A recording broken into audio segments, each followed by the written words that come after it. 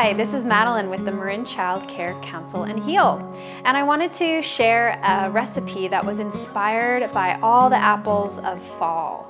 So perhaps you have an apple tree at your child care site or maybe at your home, and apples are plentiful right now in the fall time.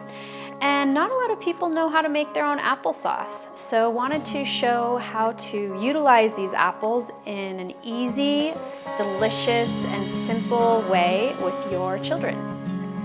So with some child-safe knives, you can go ahead and chop the apple up.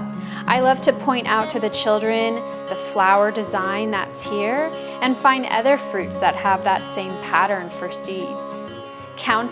Doing a counting activity with the amount of seeds is also a great thing to do along the way as we chop up the apple into pieces to put into our pot. Now what's great is as children are learning this gross motor skill, they might have big chunks of apples as well as smaller chunks. All of this works for putting them into the pot.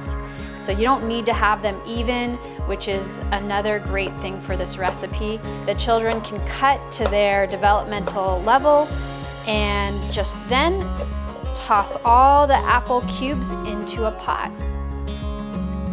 Once you've chopped up all the apples, you're gonna put that into a big pot.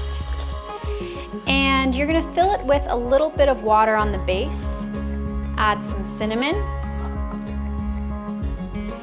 and go ahead and put it on the stove top and cover it. So that way there's a steaming aspect as well. And within 20 minutes or so, the apples are gonna get nice and soft. So while this is cooking down into your applesauce and making your entire house and or childcare site smell delicious, there is a song you can sing and teach your children as it cooks. And this is a song my mom taught me.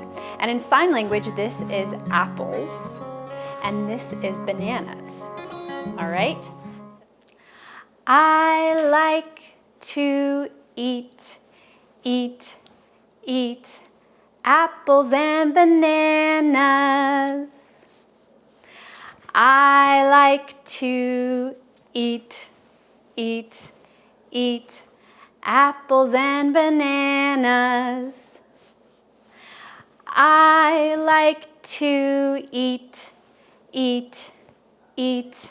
apples and bananas. And it just repeats. And you can make it a little silly too by changing the vowels up and do something like, I like to oit apples and bananas.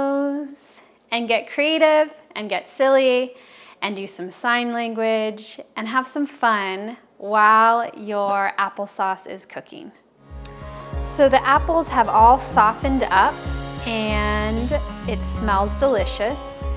I just added a little bit of water to help with the steaming process, and now this is where the fun part is with the kids. They can go ahead and start smashing up the apples.